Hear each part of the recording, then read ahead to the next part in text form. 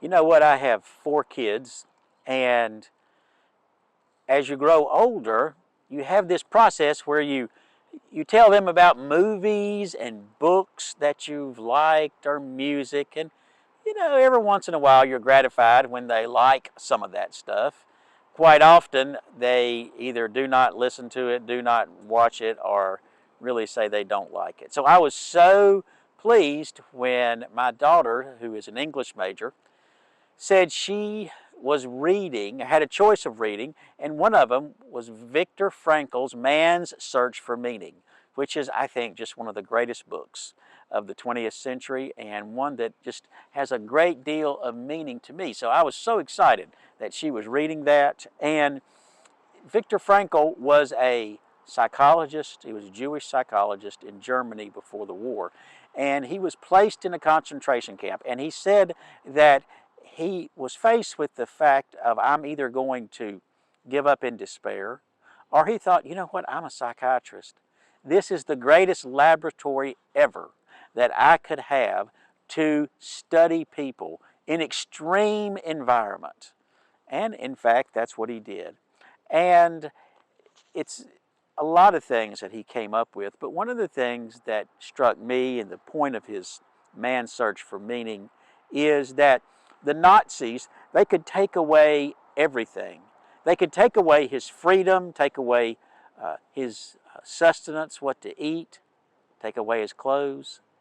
But he decided that they cannot take away his freedom to choose and how he responds. And he said, no one can take that away from you. And one of the other things that comes about in that book is he says, freedom is wonderful and it's so important. It's great to sing about everything. But he said this line that's always struck me. He said, in the United States, you have a Statue of Liberty on the East Coast. Really, to balance it out, you should have a Statue of Responsibility on the West Coast. Because freedom, liberty, without responsibility becomes its own type of slavery, becomes its own type of prison. And we have great freedom in our country. We have great freedom to do so much. We have great responsibility. We have great privilege, but we also have great responsibility. And that brings us to our text for today. It's from 1 Peter chapter 2. It's the passage about the priesthood of the believer. And Peter writes, and I'm just going to paraphrase this, that you're like living stones being built into a spiritual house to be a holy priesthood and offering spiritual sacrifices acceptable to God. This is describing all Christians. All Christians can be priests. And he says in verse 9, terms used only previously for Israel. You're a chosen people, a royal priesthood, a holy nation, God's special possession, that you may declare the praises of Him called out of darkness. What a wonderful thing. What a wonderful thing. But all these opportunities, all these wonderful things.